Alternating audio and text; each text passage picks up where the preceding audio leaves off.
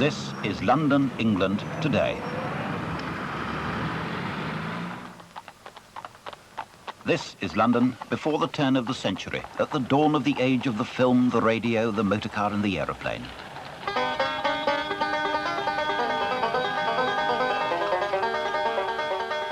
Change was everywhere to be seen. No nation, wrote Emerson, was ever so rich in able men. But at this time, two able men came together to quietly influence that change. In a single generation came the age of the motorcar, the conquest of the air. Marconi brought to Britain his first wireless transmitter, and radio was born, and so was the gramophone. People took to the bicycle, even royalty at Cowes. The speed limit was set by the new Motorcar Act. It was 20 miles an hour, and people forecast doom. The American Wright brothers took to the air in 1903, and in 1904 the first performance of Peter Pan. And the Edwardian Music Hall was ruled by George Robey with Houdini and Mary Lloyd and Little Titch.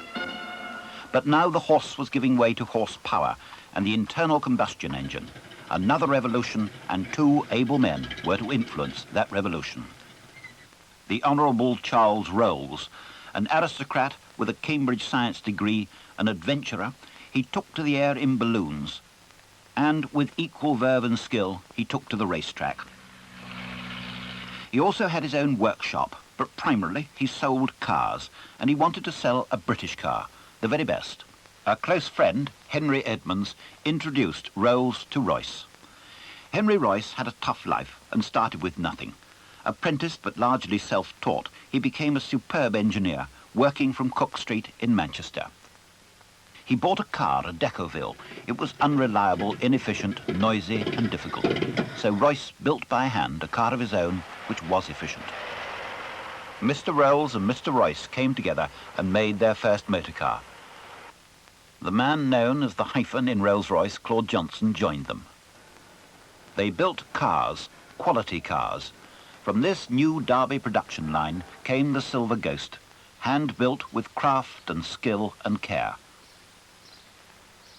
Royce reckoned it to be the best thing he'd ever done. The six-cylinder engine as silent as a sewing machine, and the bright work silver-plated. That was Claude Johnson's idea.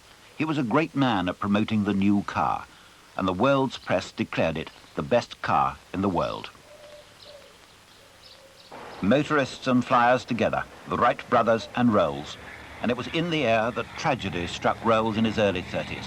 When flying his own plane at Bournemouth, he was killed in an air accident. Royce's health broke down, but his genius was too much to lose, and he continued his work from his sickbed in the country. The Silver Ghost became sought after by the leisured classes, and they made the Rolls-Royce car part of the social scene. But the Ghost put on armour in 1914 for World War I, and it took to the desert. So perfect, so reliable, a triumph for British workmanship, said the legendary Lawrence of Arabia. And it went to the front in France with the King. To aircraft engines, Henry Royce applied the same exacting standards. They powered aircraft and airships, and the aero engines, like the cars, earned a great reputation. Trustworthy were the Rolls-Royce Eagle 8s that powered Alcock and Brown's Vickers Vimy on the first direct crossing of the North Atlantic in 1919.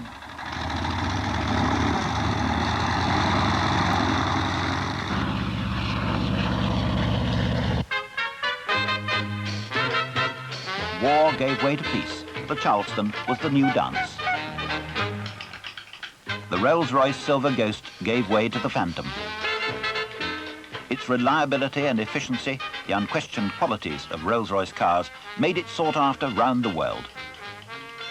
Rolls-Royce on the ground, but still in the air, powering the great airship R100 with 6 Condor engines.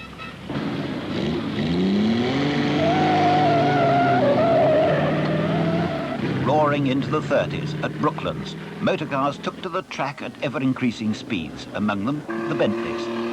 It was a time of technical innovation. Meanwhile, a new Rolls-Royce aero engine was developed which powered, among other machines, the supermarine seaplanes which won outright for Britain the Schneider Trophy. It was to turn out to be an important development. It was almost to win a war.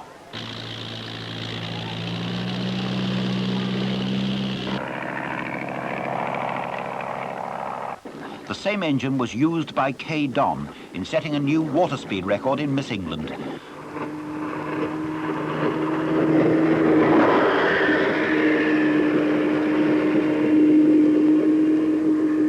The same engine was used by Sir Malcolm Campbell, setting a new land speed record.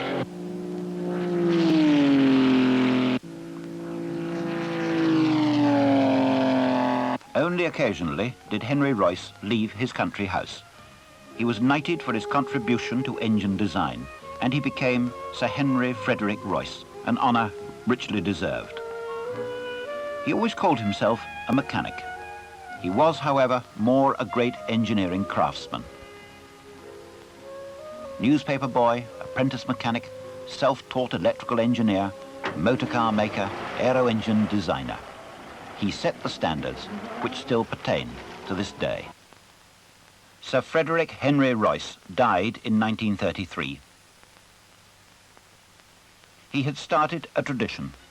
Nothing changed. The Phantom range continued, the Phantom II and this the Phantom III. Rolls-Royce made the engine and chassis, and many coach builders matched the quality with beautiful hand-built coachwork. Today, only one firm, Mulliner Park Ward, part of Rolls-Royce Motors, is trusted to produce the fine coachwork for some of the models.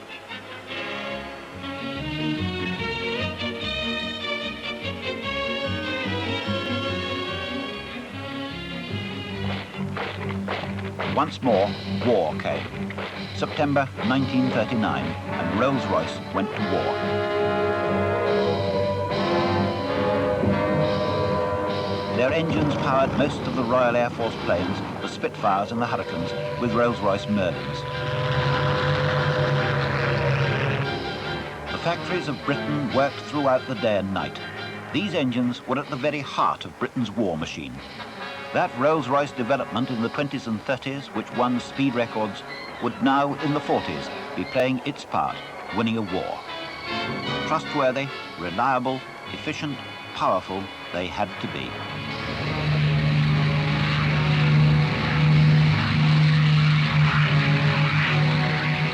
Rolls-Royce were at work in every service, for airmen, sailors, and generals.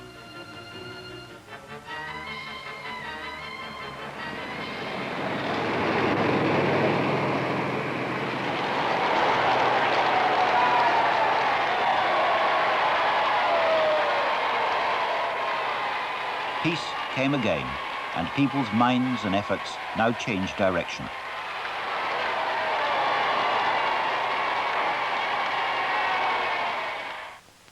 Rolls-Royce car production moved to the outskirts of Crewe in a corner of Cheshire, producing the Bentley, the Silver Wraith, the Silver Dawn, which in 1949 was the first complete Rolls-Royce to be built under one roof.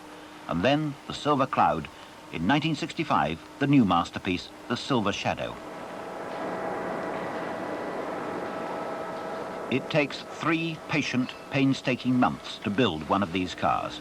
80,000 parts go into the manufacture of these machines. Modern technology, hand in hand with craftsmanship. Skilled fingers install the complex electrical system which moves everything from the seat to the unique gear selector. To supreme engineering design is added the traditional standards and quality of workmanship. All his working life, this man has assembled the classic radiator grille. But is it the best way to do it?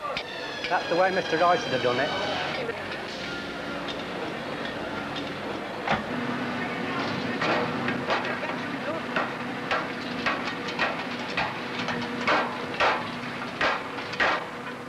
And these will end up hand-polished on top of that radiator.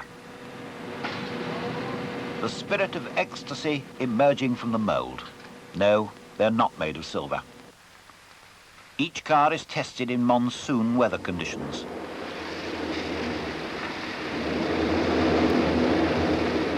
No leaks, no seepage. Every engine installed the Rolls-Royce way, with care. It will be tuned, inspected, tested at every stage.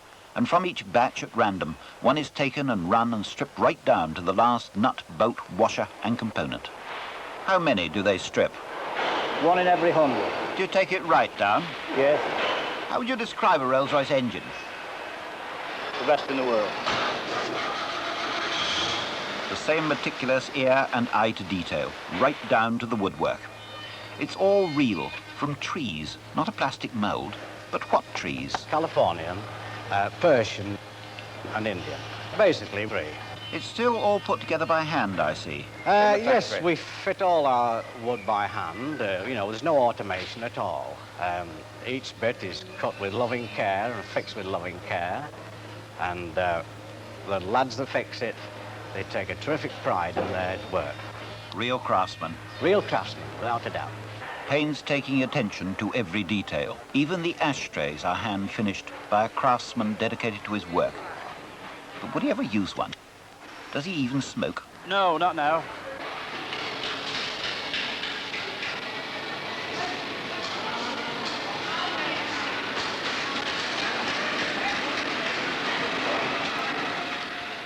Hand-rolled, as yet never faster than 5 miles an hour. As it makes its way to completion, skill, tradition and modern technology have gone into its making. The crew craftsmen keep up the high standards that owners have come to expect.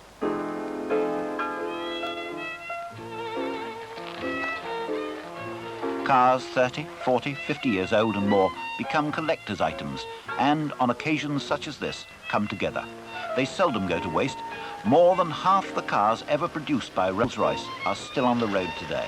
They are symbols of the modern trend of conservation and investment.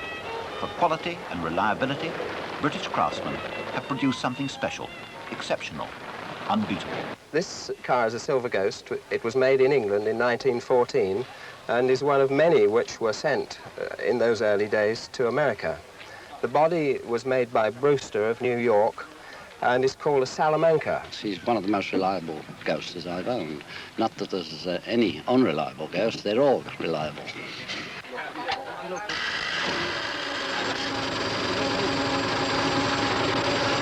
And that's what every owner has come to expect of his engine or his car. Cars for royalty, the aristocracy and Maharajas. The Rolls-Royce, custom built by craftsmen for any country, any owner. When you sit in a Rolls, you're sitting on the back of a real first-class thoroughbred, whereas the other cars, you're sort of sitting there on a first-class working hunter. No, there's something about them. In Deutschland, Rolls-Royce, Nummer 1 der Autos ist. I think the only magic of Rolls-Royce is that there's nothing else like it. The Rolls-Royce magic is something similar like the English way of life. The most beautiful car. It's just like sitting in an aeroplane. It's fantastic. Kings and queens ride in them. So did Lenin. Since the Silver Shadow was introduced, it's never been changed for change's sake, only when improvements could improve its comfort or performance.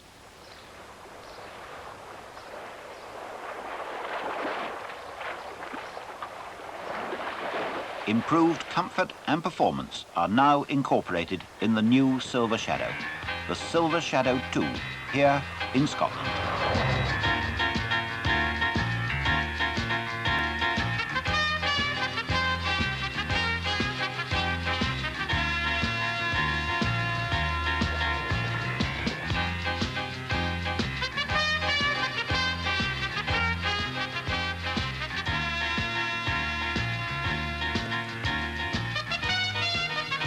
Everything that Rolls-Royce has learned over the past 3/4 of a century has gone into the building of this car. Advanced engineering at its very best.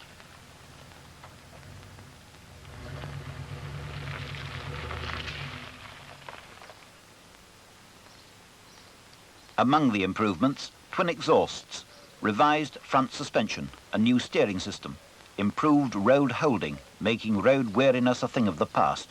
The fascia is redesigned. A new electronic speedometer, a battery of warning lights, an entirely new air conditioning system, dual level, fully automatic with finger control override. All come together in the Silver Shadow 2, a car which bears the hallmark of the traditional Rolls-Royce quality and comfort. Technical innovation, superb engineering design, a piece of history. It's a car which, like those before it, will be at home anywhere, here in the setting of the Highlands of Scotland or elsewhere in the world.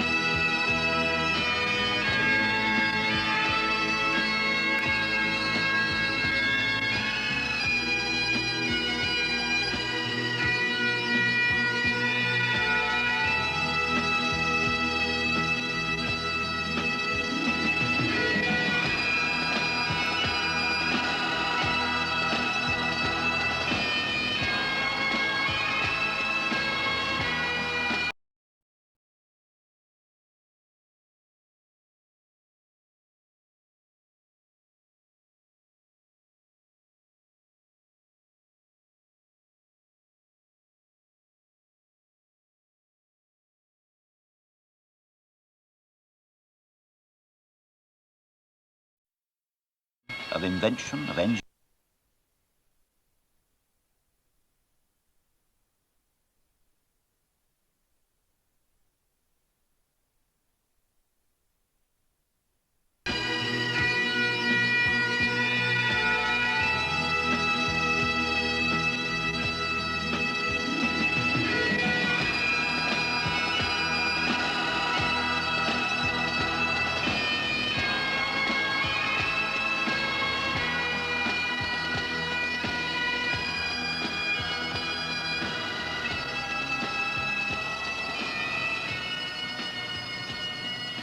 History and tradition. This castle at Edinburgh is part of the British heritage. So, in its way, is this motor car. Britain, home of the Industrial Revolution, of invention, of engineers, of craftsmanship, still today is home of another quiet revolution, one that's been going on for over 70 years. This Rolls-Royce is part of it, a part of Britain's history.